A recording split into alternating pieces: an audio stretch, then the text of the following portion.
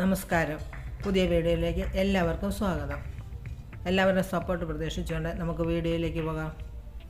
ഇന്ന് ചോറിൻ്റെ കൂടെ ചക്കക്കുരു മാങ്ങയും കൂടെ വെച്ചൊരു ചാറുകറി ആയാലോ.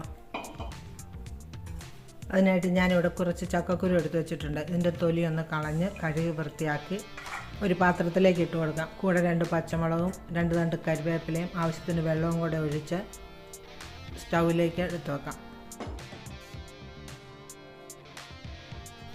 സ്റ്റൗ കത്തിച്ച് പാത്രം അടച്ച് വെച്ച് ചക്കക്കുരു ഒന്ന് വേവിച്ചെടുക്കാം.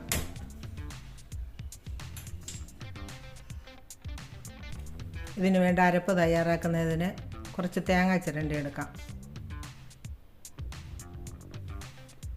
ചക്കക്കുരു ഒന്ന് വെന്തോന്ന് നോക്കാം.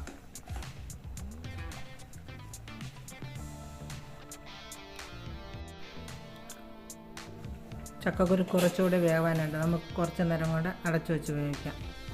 അപ്പം ചക്കക്കുരു വെന്തിട്ടുണ്ട്. നമുക്കിതിലേക്ക് മാങ്ങ ഇട്ട് കൊടുക്കാം. ഒരു മാങ്ങ മുഴുവൻ എടുത്തിട്ടില്ല, അതിൻ്റെ പകുതി എടുത്തിട്ടുള്ള. ഇതിനാവശ്യത്തിനുള്ള വെള്ളം കൂടെ ഒഴിച്ച് നമുക്ക് അടച്ചു വെച്ച് വേവിച്ചെടുക്കാം. ഇതുവരെ ഉപ്പിട്ടിട്ടില്ല, ഇനി ആവശ്യത്തിനുള്ള ഉപ്പിട്ട് കൊടുക്കാം.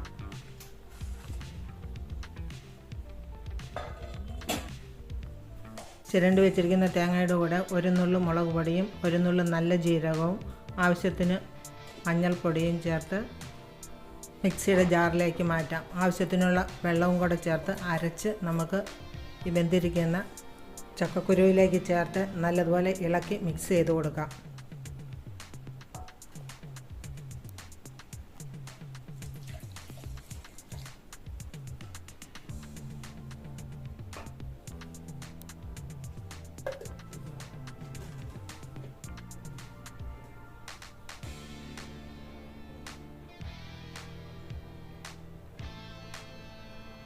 ഈ കറിയൊന്ന് ചൂടായി വരട്ടെ. തിളച്ച് പോകല്ല, നമുക്കൊന്ന് ഇളക്കി കൊടുക്കാം. കറിക്ക് ഉപ്പ് പാകത്തിനുണ്ടെന്ന് നോക്കാം.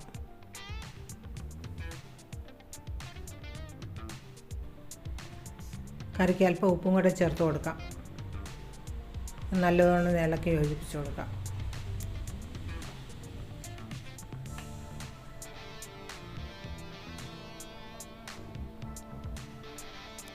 കറി നല്ലതുപോലെ ചൂടായി വന്നിട്ടുണ്ട്. നമുക്കൊന്ന് വാങ്ങി വെച്ച് കടുക് വറുത്തെടുക്കാം. അതിനായിട്ടൊരു ചെറിയ പാത്രം അടുപ്പിൽ വെച്ച് കൊടുത്തിട്ടുണ്ട്. അതിലേക്ക് ആവശ്യത്തിനുള്ള വെളിച്ചെണ്ണ ചേർത്ത് കൊടുക്കാം. വെളിച്ചെണ്ണ ഒന്ന് ചൂടായി വരുമ്പോൾ അതിലേക്ക് 1 തണ്ട് കരിവേപ്പിലയും 1 വറ്റൽമുളകും കൂടി ഇട്ട് ഒന്ന് മൂപ്പിച്ചെടുക്കാം.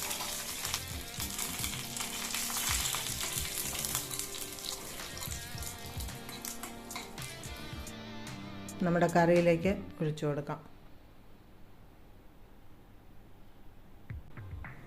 പാത്രം അടച്ചു വെച്ച് നമുക്ക് സ്റ്റൗവിൽ നിന്ന് പാത്രം മാറ്റി വെക്കാം. 5 മിനിറ്റ് കഴിഞ്ഞ് നമുക്കൊന്ന് തുറന്ന് നോക്കാം. നല്ല കുറുകിയ ചാറോട് കൂടിയ ചക്കക്കുരു മാങ്ങ കറി ഇവിടെ തയ്യാറായിട്ടുണ്ട്.